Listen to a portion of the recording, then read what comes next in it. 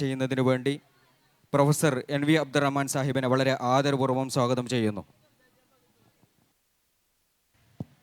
അസ്സലാമു അലൈക്കും. അൽഹംദുലില്ലാഹ് വസ്സലാത്തു വസ്സലാമു അലാ റസൂലില്ലാഹ് വഅലാ ആലിഹി വഅസ്ഹാബി അജ്മഈൻ അമ്മാ ബഅദു. യോഗത്തിൻ്റെ അധ്യക്ഷൻ പ്രൊഫസർ മുഹമ്മദ് കോയ സാഹിബ്, അതുപോലെ മുഖ്യ പ്രഭാഷണം നടത്തുന്ന വിദ്യാഭ്യാസ വിദഗ്ധനായ ഡോക്ടർ കുഞ്ഞു മുഹമ്മദ് പുലവത്ത്, അതുപോലെ ഷബീർ അലി കെ, മറ്റ് വേദിയിലിരിക്കുന്ന ബഹുമാന്യരായ നേതാക്കളെ, സഹോദരന്മാരെ, സഹോദരിമാരെ, ഒരു വിദ്യാഭ്യാസ സ്ഥാപനത്തിൻ്റെ, പ്രത്യേകിച്ച് അവർ പഠിച്ച ആ സ്ഥാപനത്തിൻ്റെ തിരുമുറ്റത്ത് ആദരിക്കപ്പെടുന്ന രീതിയിൽ നിങ്ങളിരിക്കുമ്പോൾ തീർച്ചയായിട്ടും നിങ്ങൾക്കും അഭിമാനം തോന്നുന്നുണ്ടാവും. ഈ സ്ഥാപനത്തിനും അഭിമാനമുണ്ട്. കാരണം ഇവിടുത്തെ പൂർവ്വ വിദ്യാർത്ഥികൾ അവർ വിവിധ തലങ്ങളിൽ എത്തി നിൽക്കുന്നതിൻ്റെ ഒരു സന്തോഷവും അഭിമാനവും തീർച്ചയായിട്ടും ഈ സ്ഥാപനത്തിൻ്റെ നടത്തിപ്പുകാർക്കും അതിൻ്റെ മേധാവികൾക്കുമുണ്ട്. അതവർ വ്യക്തമാക്കുകയും ചെയ്തിട്ടുള്ളതാണ്.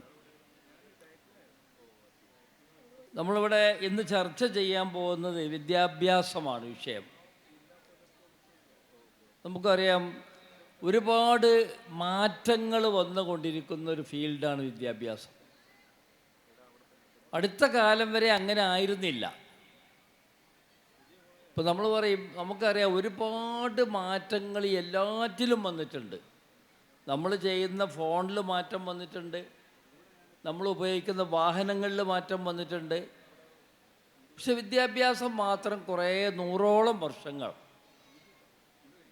ബെഞ്ചും ഡെസ്കും ബ്ലാക്ക് ബോർഡും വൈറ്റ് ചോക്കുമായിട്ട് കുറേ കാലം അങ്ങനെ യാതൊരു മാറ്റവും അതിനകത്ത് വന്നിട്ടുണ്ടായിരുന്നില്ല. പക്ഷേ ഇപ്പം അടുത്ത കുറച്ച് കാലമായിട്ട് എഡ്യൂക്കേഷണൽ ടെക്നോളജി എന്ന ഒരു പഠന ശാഖ നിലവിൽ വന്നതിന് ശേഷമാണ് യഥാർത്ഥത്തിൽ ടെക്നോളജിയുടെ അഡ്വാൻസ്മെൻറ്റ് വിദ്യാഭ്യാസത്തിലേക്ക് കൊണ്ടുവന്ന് അത് നടപ്പാക്കിക്കൊണ്ടിരിക്കുന്നത്. അപ്പം ഇങ്ങനെയുള്ള ഒരു സന്ദർഭത്തിലാണ് അടുത്ത കാലത്ത് നമുക്കൊരു നാഷണൽ എഡ്യൂക്കേഷൻ പോളിസി, ഞാൻ കഴിഞ്ഞ 4 വർഷം ആയിട്ട് കാലിക്കറ്റ് യൂണിവേഴ്സിറ്റി സിൻഡിക്കേറ്റ് മെമ്പറായിരുന്നു. അപ്പോൾ ഒരുപാട് നമ്മളിതിനെപ്പറ്റിയൊക്കെ ചർച്ച ചെയ്തിട്ടുണ്ട്. അപ്പോൾ ഈ വിദ്യാഭ്യാസം നാഷണൽ എഡ്യൂക്കേഷണൽ പോളിസി ഇപ്പോൾ ധൃതിപ്പെട്ട് നമ്മളെ കേരളത്തിൽ നടപ്പാക്കി. 3 വർഷ ഡിഗ്രി കോഴ്സുകളൊക്കെ ഇപ്പോൾ 4 വർഷ ഡിഗ്രി കോഴ്സുകളായി മാറി. പക്ഷെ അതിലെ ഏറ്റവും സങ്കടകരമായ കാര്യം എന്താണെന്ന് പറഞ്ഞാൽ, പല വിദ്യാഭ്യാസ സ്ഥാപനങ്ങളിൽ കോഴ്സ് തുടങ്ങി എന്നല്ലാതെ അതിനുള്ള ഒരു സംവിധാനങ്ങളും നിലവിലില്ല എന്നുള്ളതാണ്. ഞാൻ ഉദാഹരണം പറയാം. ഒരു കോളേജിൽ ഫിസിക്സ്, കെമിസ്ട്രി, പിന്നെ കുറേ ആർട്സ് ആൻഡ് സയൻസ് വിഷയങ്ങളാണ് പഠിപ്പിക്കപ്പെടുന്നതെന്ന് വിചാരിക്കാം. പക്ഷേ അവിടെ ചേരുന്ന ഈ 4 വർഷ വിദ്യാർത്ഥികൾക്കും അവർക്ക് ഇഷ്ടമുള്ള ഫിസിക്സ്, കെമിസ്ട്രി മാത്രമല്ല ബോട്ടണി, സുവോളജി, സോഷ്യോളജി അല്ലെങ്കിൽ ജോഗ്രഫി, ഏത് വിഷയവും ഓപ്ഷണലായിട്ട് എടുക്കാനുള്ള ഈ അനുവാദം ഇതിനകത്തുണ്ട്. പക്ഷെ അവരെന്താ ചെയ്യുക? പെട്ടെന്ന് ലാബ് സെറ്റ് ചെയ്യാൻ പറ്റും. അപ്പോൾ ഒരുപാട് പരിമിതികൾ അങ്ങനത്തെ കാര്യത്തിലുണ്ട്. പിന്നീട് വേറൊരു പരിവർത്തനം വരാൻ പോകുന്നത്, നമ്മളിപ്പോൾ ഈ കോളേജ് ഇപ്പം ഒരു അൺഎയ്ഡഡ് കോളേജ് എന്നാണ് ഇതിന് പറയാം. നമ്മൾ യൂണിവേഴ്സിറ്റിയുടെ ഭാഷയിൽ പറഞ്ഞാൽ unaided college, affiliated and unaided college. ഈ അഫിലിയേറ്റഡ് കോളേജ് അതിൻ്റെ പദവികൾ ഈ 2030 കൂടി നഷ്ടപ്പെടുമെന്നാണ് പറയപ്പെടുന്നത്. ഞാനിതൊരു വാണിംഗ് ആയിട്ട് പറയല്ല. ഇപ്പോൾ അഫിലിയേറ്റഡ് കോളേജായ ഈ കോളേജും ഞാനിവിടെ വന്നപ്പോൾ ആദ്യമായിട്ട് അന്വേഷിച്ചത്, നിങ്ങൾ നാക്കിൻ്റെ അക്രഡിറ്റേഷനുള്ള അതിൻ്റെ പേപ്പേഴ്സ് സബ്മിറ്റ് ചെയ്ത് വെച്ചപ്പോൾ ആർട്സ് ആൻഡ് സയൻസ് കോളേജ് അതിൻ്റെ SSR സെൽഫ് സ്റ്റഡി റിപ്പോർട്ട് അതവർ സബ്മിറ്റ് ചെയ്തിട്ടുണ്ട്. DVV വെയിറ്റ് ചെയ്തുകൊണ്ടിരിക്കുകയാണ് എന്നാണ് പറയുന്നത്. വളരെ സന്തോഷകരമായ ഒരു കാര്യമാണ്. നാക്കിൻ്റെ അക്രഡിറ്റേഷൻ ഇല്ലാതെ ഇപ്പോൾ തീർച്ചയായിട്ടും നമുക്ക് UGC എന്നൊക്കെ ഒരുപാട് ഹെൽപ്പും ലഭിക്കും. ഇപ്പോൾ റൂസ ഫണ്ടുകളൊക്കെ ലഭിക്കാൻ പറ്റും. അൺഎയ്ഡഡ് കോളേജിനും അത്തരം ഫണ്ടുകൾ ലഭിക്കുന്നുണ്ട്. അപ്പോൾ അതിനൊക്കെ എന്ത് വേണം? ഈ സ്ഥാപനം അക്രഡിറ്റഡ് ആയിരിക്കണം എന്നുള്ളതാണ്. അപ്പോൾ അക്രഡിറ്റഡ് ആകണമെങ്കിൽ ഒരുപാട് കണ്ടീഷൻസ് ഉണ്ട്. ആ കണ്ടീഷൻസ് ഇൻഫ്രാസ്ട്രക്ചർ മാത്രമല്ല, അതിൻ്റെ അക്കാഡമിക് നിലവാരം ഇതൊക്കെ നമ്മൾ ഇമ്പ്രൂവ് ചെയ്യേണ്ടതുണ്ട്. ഇനി ഇങ്ങനെയൊക്കെ ആയിക്കഴിഞ്ഞാലും ഇപ്പോഴുള്ള അവസ്ഥ എന്താണെന്ന് പറഞ്ഞാൽ 2030 ആകുമ്പോഴേക്ക് അഫിലിയേറ്റഡ് കോളേജുകൾ ഉണ്ടാവില്ല എന്നുള്ളതാണ്. എല്ലാ അഫിലിയേറ്റഡ് കോളേജുകളും നിർത്തലാക്കും. ഓട്ടോണമസ് കോളേജ് മാത്രമേ ഉണ്ടാവുള്ളൂ എന്നുള്ളതാണ്. അപ്പോൾ അഫിലിയേറ്റഡ് കോളേജ് നിർത്തലാക്കുമ്പോൾ യൂണിവേഴ്സിറ്റിൻ്റെ ആവശ്യം എന്താണ്? യൂണിവേഴ്സിറ്റിൻ്റെ ആവശ്യം തന്നെ ഉണ്ടാവില്ല. Calicut university, Kerala university, MG ഈ യൂണിവേഴ്സിറ്റികളൊക്കെ നിർത്തലാക്കേണ്ടി വരും. കാരണം എന്താണ്? കോളേജുകൾ അഫിലിയേറ്റ് ചെയ്യുന്ന, അവരെ പരീക്ഷ നടത്തുക, അവരുടെ കാര്യങ്ങളൊക്കെ ചെയ്യുക, ഇതാണല്ലോ യൂണിവേഴ്സിറ്റി ചെയ്തുകൊണ്ടിരിക്കുന്നത്. ആ ജോലിക്കൊരവസരം ഉണ്ടായിരിക്കുകയില്ല ഈ നാഷണൽ പോളിസി ഓൺ എഡ്യൂക്കേഷൻ പരിപൂർണമായിട്ട് നടപ്പാക്കുകയാണെങ്കിൽ.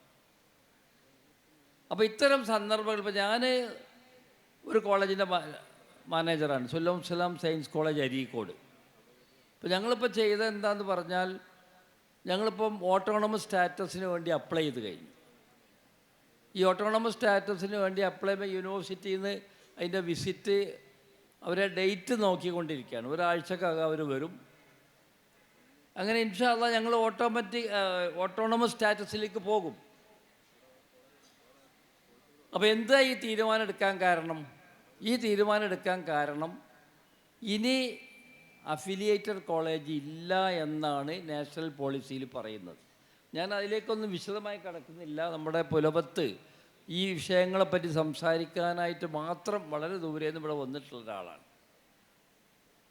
അപ്പോൾ ഈ വിദ്യാഭ്യാസ രംഗത്ത് ഇത് മാത്രമല്ല, മാറ്റം വരുന്ന എന്താണെന്ന് പറഞ്ഞാൽ, ഇപ്പോൾ ഞങ്ങൾ സുല്ലം സലാം സയൻസ് കോളേജ് ഞങ്ങൾ ചെയ്യുന്ന, അതായത് കേരളത്തിലെ ആർട്സ് ആൻഡ് സയൻസ് കോളേജിൽ ആദ്യമായിട്ടാണ് ഒരു കോളേജിൽ TBI എന്നാണ് സാധനം ഉണ്ടാകുന്നത്. അതായത് technology business incubator. Technology business, അതായത് നമ്മൾ സാധാരണ നേരത്തെയൊക്കെ പ്രൊഫഷണൽ കോളേജുകളും ആർട്സ് ആൻഡ് സയൻസ് കോളേജും തന്നെ വേർതിരിക്കലായിരുന്നല്ലോ, അല്ലേ? പ്രൊഫഷണൽ കോളേജ് പറഞ്ഞാൽ medical college, engineering college, Ayurveda college, pharmacy college, ഇതൊക്കെ പ്രൊഫഷണൽ കോളേജ്. പക്ഷേ ഈ ആർട്സ് ആൻഡ് സയൻസ് കോളേജിന് അവരെ ജോലി എന്താ? ഡിഗ്രിയും PGയും ഡോക്ടറേറ്റൊക്കെ എടുത്ത് അവർ സർട്ടിഫിക്കറ്റുമായിട്ട് ഒരു അധ്യാപക ജോലിക്ക് മാത്രമാണ്. അല്ല, ഈ ആർട്സ് ആൻഡ് സയൻസ് കോളേജിൽ ഇപ്പോൾ ഞാൻ പറഞ്ഞ ഈ കോളേജ് അടക്കം നമ്മൾ ധാരാളം നമുക്ക് മേഖലകൾ തുറന്നു കിടപ്പുണ്ട്. ഇപ്പോൾ TBI എന്ന് പറഞ്ഞാൽ ടെക്നോളജി ബിസിനസ് ഇൻക്യുബേറ്റർ എന്ന് പറഞ്ഞാൽ, അപ്പോൾ നമ്മുടെ കോളേജിൽ ഞാൻ ഉദാഹരണം പറയാം. ഇപ്പോൾ അടുത്ത കാലത്ത് ഈ കോളേജിൽ നമ്മൾ ഈ TBI ആരംഭിച്ചതിന് ശേഷം അവിടെയുള്ള വിദ്യാർത്ഥികൾ അവിടെ രജിസ്റ്റർ ചെയ്തിട്ട് അവർ പ്ലാസ്റ്റിക്കിൽ നിന്നും, നിങ്ങൾ ആലോചിക്കണം, ആർട്സ് ആൻഡ് സയൻസ് കോളേജിലെ വിദ്യാർത്ഥികളാട്ടോ, പ്ലാസ്റ്റിക് വേസ്റ്റിൽ നിന്നും നല്ല ഒന്നാന്തരം ടൈൽ ഉണ്ടാക്കുന്നവർ കണ്ടുപിടിച്ചു. എന്നിട്ട് അതിന് അവർക്ക് പാറ്റൻറ്റ് കിട്ടി. അവരിപ്പോൾ എടപ്പാളിൽ ഒരു ഫാക്ടറി അതിൻ്റെ പ്രവർത്തനം തുടങ്ങി. ഈ ചെറിയ കുട്ടികളുടെ ആശയത്തിന് വിലയിട്ടിരിക്കുന്ന എത്ര? 120 കോടിയാണ്. അപ്പോൾ അതിൽ ഒരുപാട് ആൾക്കാർ ഫൈനാൻഷ്യൽ സപ്പോർട്ട് രംഗത്ത് വന്നു കഴിഞ്ഞു. ഇതൊരു ഉദാഹരണം മാത്രം. ഇൻ്റർവെൽ നിങ്ങൾ കേട്ടിട്ടുണ്ടാവും, അല്ലേ? ഇപ്പോൾ നമ്മളുടെ കേന്ദ്ര ഫൈനാൻസ് മിനിസ്റ്റർ ഉണ്ടല്ലോ, നിർമ്മല സീതാരാമൻ, അവരുടെ ഒരു വോയിസ് ഉണ്ട് ശരിക്ക്. അവർ മെൻഷൻ ചെയ്യുന്നത് ഇൻ്റർവെല്ലിനെ പറ്റിയാണ്. ഇൻ്റർവെല്ലും ഇതേമാതിരി കുറേ ആൾക്കാർ ചേർന്നിട്ട് അവനവനൊരു ജോലി അതിനു വേണ്ടി പഠിക്കുക എന്നുള്ളത് മാറ്റി നിർത്തിയിട്ട് അവരിപ്പം 4000 ആൾക്കാർക്ക് ജോലി കൊടുത്തു. ഇൻ്റർവെല്ലിൻ്റെ ആൾക്കാർ 4000. എങ്ങനെ സാധിച്ചത്? ഇതുപോലെയുള്ള ചിന്തകളും പ്രവർത്തനമാണ്. ഇപ്പം ഞാൻ പറഞ്ഞു, നമ്മളിവിടെ അധികം പഠിപ്പിക്കുന്ന ലാംഗ്വേജാണ്.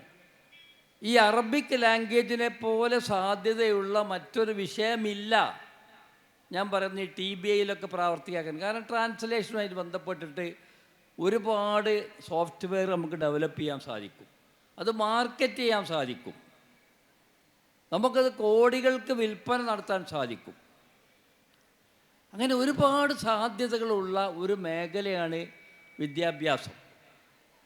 നമ്മളൊരു കുട്ടിക്ക് ഒരു അധ്യാപകനായിട്ട് ആരോ ഇവിടെ നേരത്തെ പറയുന്നതായിട്ട് ഒരു പ്രസംഗത്തിൽ പൂർവ്വ വിദ്യാർത്ഥി പറയുന്നുണ്ട്, ഞാനിങ്ങനെ അധ്യാപക ജോലിക്ക് എത്ര ഒരു സംഖ്യ ചോദിച്ചു, 1,00,000 എന്തോ ചോദിച്ചു, കുറേ മുമ്പാണ്. അപ്പോൾ ഞാൻ ആ ജോലി വേണ്ടാന്ന് വിചാരിച്ചു, കാശ് കൊടുത്തിട്ട് ജോലി വേണ്ടാന്ന് വിചാരിച്ചു. അപ്പം ആ രീതിയിലൊക്കെ ജോലി സമ്പാദിക്കുന്ന കാലമൊക്കെ കഴിഞ്ഞ് ഞാൻ പറഞ്ഞു വരുന്നത്, നമ്മൾ വിദ്യാർത്ഥികൾക്ക് നമ്മൾ കൊടുക്കേണ്ടത് അവരെ കൈകൊണ്ട് എന്തെങ്കിലും ബുദ്ധി ഉപയോഗിച്ചുകൊണ്ട് തൊഴിൽ രംഗങ്ങളിലേക്ക് കടന്നു വന്നുകൊണ്ട് ലോകത്തിൻ്റെ ഉന്നതിയിലേക്ക് ഇവരെത്തണം, ഈ കുട്ടികൾ എത്തണം. അതിനു വേണ്ടിയായിരിക്കണം നമ്മൾ വിദ്യാഭ്യാസ സ്ഥാപനങ്ങൾ ഭാവിയിൽ പ്രവർത്തിക്കേണ്ടത് എന്ന് മാത്രം പറഞ്ഞുകൊണ്ട് ഈ അസ്സബാഹ് അതിൻ്റെ മാനേജ്മെൻറ്റിന് എല്ലാവിധ ആശംസകളും അഭിവാദ്യങ്ങളും അർപ്പിച്ചുകൊണ്ട് അള്ളാഹുവിൻ്റെ നാമത്തിൽ വിദ്യാഭ്യാസ സമ്മേളനം ഉദ്ഘാടനം ചെയ്തതായി പ്രഖ്യാപിച്ചുകൊണ്ട് എൻ്റെ വാക്കുകൾ അവസാനിപ്പിക്കുന്നു. റബ്ബനാ തഖബ്ബൽ മിന്നാ ഇന്നക അൻത സമീഉൽ അലീം വതുബ് അലൈനാ ഇന്നക അൻത തവ്വാബുർ റഹീം.